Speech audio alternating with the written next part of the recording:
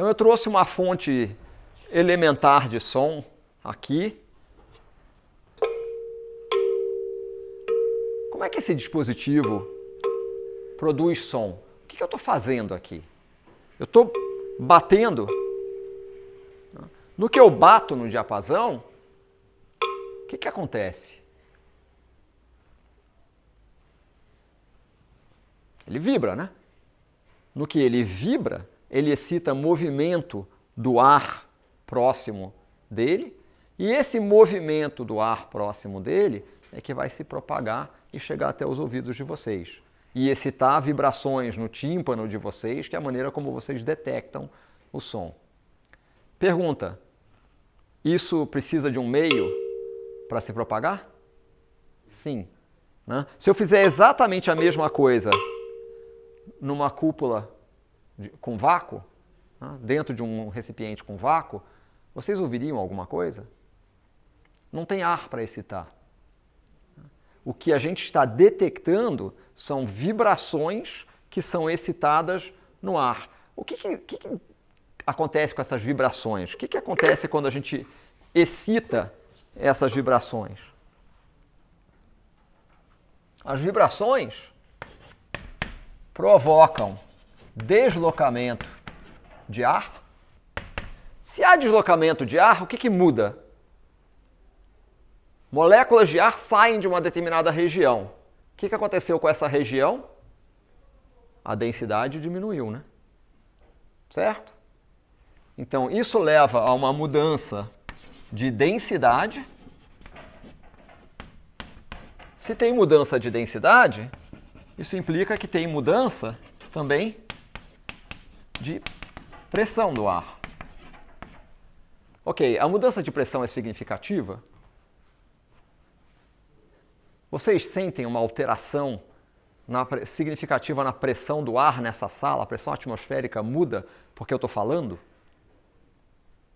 Não, né? Vocês sentem uma mudança? Fica difícil respirar quando eu falo? Não por causa do volume do som emitido, etc. Pode ser que algumas coisas que eu diga para vocês leve a uma certa dificuldade de respiração, uma palpitação, etc., mas é o conteúdo, é a informação e não a mudança de densidade do ar. Bom, no fundo, né, se eu tenho um deslocamento, eu mudo a densidade, se muda a densidade, muda a pressão. Se muda a pressão, o que acontece se eu tenho duas regiões, né, de ar em que a pressão varia de uma para outra? Bom, se a gente pensar isso em larga escala, isso é a origem dos ventos, né? A gente tem vento justamente porque ar numa região de pressão mais alta se desloca para uma região de pressão mais baixa. Se eu tiver uma diferença de pressão entre duas regiões, é isso que vai dar origem ao vento. Aqui, embora a gente não seja um certo abuso chamar isso de vento, se eu tiver uma diferença de pressão entre duas regiões, isso vai levar a um deslocamento do ar. O que é a pressão, no fundo? O que representa a pressão?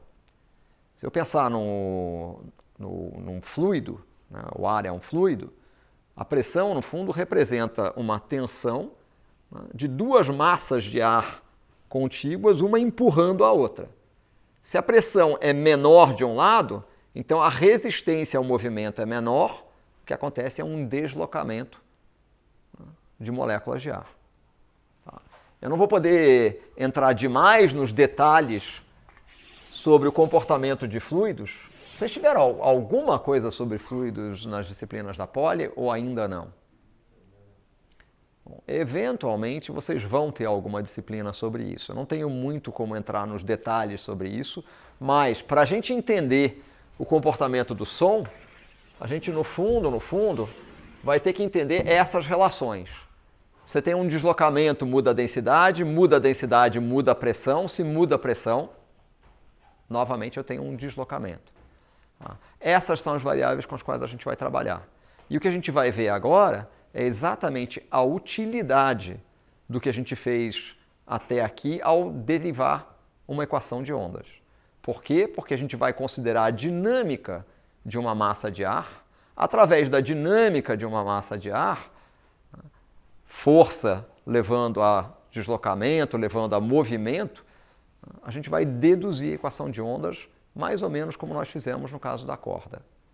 Só que essa equação de ondas não vai mais ser para um movimento de uma corda que se desloca transversalmente ao deslocamento, ela vai se referir a variáveis como, por exemplo, o deslocamento de massas de ar, e a gente consegue ver claramente, quando a gente pega um sistema como esse e percuta, vocês estão ouvindo, não estão? Bom, o movimento que eu estou excitando um movimento nessa direção. Esse movimento que eu estou excitando nessa direção leva a deslocamento de massas de ar nesta direção, que é a mesma direção de propagação, né? Porque afinal o som está sendo emitido aqui e ele está chegando até vocês. Tá? Bom, isso é a diferença, uma diferença clara, é que tende a soar melhor se eu... Cedo demais. Bom, tem alguma chance da luz voltar? Se a luz voltar, eu vou ligar o Datashow e o meu computador, porque eu tenho ilustrações que vão ficar mais claras no computador do que os desenhos que eu vou fazer para vocês aqui. Tá? Mas o primeiro desenho, a primeira coisa padrão é isso aqui que a gente vai querer relacionar. Bom, então vamos estabelecer a nossa nomenclatura aqui, e essa nomenclatura pode variar, vocês vão encontrar diferentes símbolos para representar diferentes coisas. Tá? A primeira questão é, eu vou representar, bom, a pressão, eu vou representar pela letra maiúscula P, tá? Mas essa pressão, ela é muito próxima da pressão atmosférica P0, tá? Só que ela vai ser equivalente à pressão atmosférica P0 mais um certo ΔP, variações de pressão, que vão poder ser positivas ou negativas. Tá? Vamos ver se isso estabiliza, tá? Na medida em que isso estabilizar, eu ligo o meu computador aqui e ligo o Datashow. A única coisa que isso vai tomar uns 5 minutos. A gente vai chamar esse ΔP de um P minúsculo. Tá? Notem que P minúsculo pode ser tanto positivo quanto negativo, ou seja, a pressão pode ficar um pouco acima da pressão atmosférica, um pouco abaixo da pressão atmosférica. Obviamente que o módulo de Pzinho vai ser muito menor do que o módulo de P0. Tá. Bom, a densidade, a gente tipicamente usa a letra grega ρ para densidade. De novo, a densidade vai ser muito próxima da densidade do ar, com a pressão de uma atmosfera, mais uma variação. E aí o símbolo, a gente pode variar de símbolo. Eu uso a letra zeta para representar isso, para não confundir com delta, φ, enfim. Tá? É um curso de alfabetização, né, gente? Literalmente, alfabeto grego, né? Vamos apresentando o alfabeto grego. Tá? Esqueçam a letra é um símbolo. Tá? O importante é o que essa letra representa. Ela representa variações de densidade. No fundo, corresponde a um Δρ. E, de novo, da mesma forma que aqui, zeta é muito menor do que ρ0. Ok? Bom, qual vai ser o nosso objetivo aqui? Nosso objetivo é exatamente percorrer esse ciclo. Né? A vibração da fonte provoca deslocamento. Se muda o deslocamento, muda a densidade. Se muda a densidade, muda a pressão. Então, o que a gente vai tentar fazer, a partir daqui, é estabelecer relações entre pressão, densidade, densidade, deslocamento, pressão, deslocamento. Tá? É isso que a gente vai fazer. Bom, no fundo, aqui a gente pode olhar e dizer, ok, qual que é a relação entre pressão e densidade? Se a pressão muda ΔP, a densidade vai mudar Δρ. O que a gente pode dizer é que ΔP sobre Δρ vai ser aproximadamente dP dρ, e isso vai ser P sobre zeta. Tá?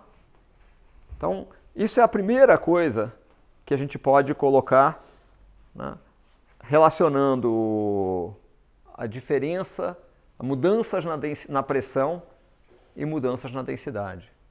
Tá? dP dρ vai ser P sobre zeta. Tá? Bom, e evidentemente, né, que esse dP dρ, isso é em torno dos valores de equilíbrio. Tá?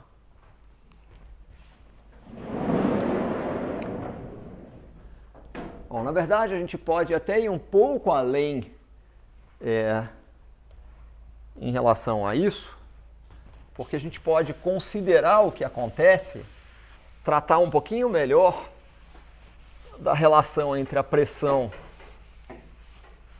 e a densidade propriamente dito, se a gente pensar que o ar com boa aproximação é um gás ideal. Na maior parte quando a gente, por exemplo, fala nessa sala, o ar ele é relativamente rarefeito nessa sala. Uma atmosfera não é uma densidade muito elevada. Então, com boa aproximação, o ar nessa sala pode ser tratado como um gás ideal. Se ele pode ser tratado como um gás ideal, isso implica que PV Nmol R T, certo? O que permite relacionar P como sendo Nmol RT sobre V, certo?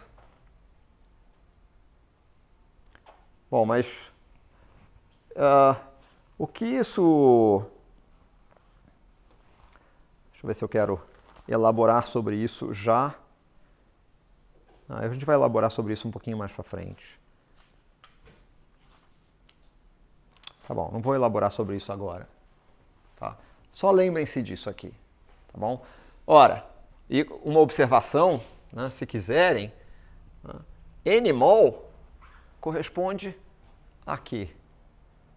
Nmol não corresponde à massa dividido pela massa molecular? O número de moléculas não é dado pela massa dividido pela massa molecular?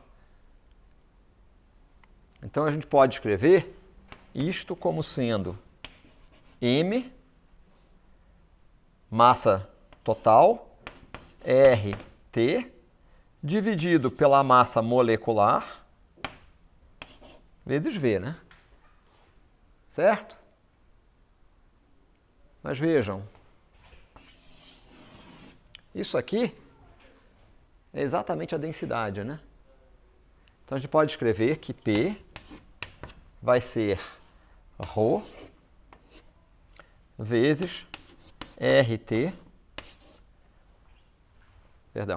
sobre M. Né? M maiúsculo corresponde à massa molecular. A massa de 1 mol de ar. Tá bom? Ok. Para a gente passar adiante, que significa tratar da relação entre o deslocamento e a densidade, o ideal é fazer isso com uma figura. Tá? Bom, vamos só mais um passo aqui, para fechar a relação da pressão com a densidade. Se eu olho para isso aqui, vocês concordam que a relação entre a pressão e a densidade ela depende dessa quantidade aqui? Né? Inicialmente, a primeira hipótese, né, para tratar disso é imaginar os processos ocorrem a temperatura constante. A temperatura não varia, né, quando eu falo na sala. Né? Quando tem som, não tem variação de temperatura. Se isso fosse verdade, se T igual a constante, a gente poderia dizer dessa expressão que P é igual a uma constante A vezes ρ. Né? Isso significa que dP dρ, a temperatura constante, seria simplesmente P, né, seria igual a A, que é igual a P sobre ρ, e, portanto, seria igual a P0 sobre ρ0. Tá? Então, temperatura constante e equilíbrio. Ok. Então, dP dρ, temperatura constante e equilíbrio, P0 sobre ρ0. Tá? Muito bem. Isso já nos dá uma relação entre a pressão e a densidade. Ok. Próxima corresponde à relação entre deslocamento e densidade. Para relacionar deslocamento com densidade, vocês vão me dar 5 minutos que eu vou ligar rapidamente o Datashow.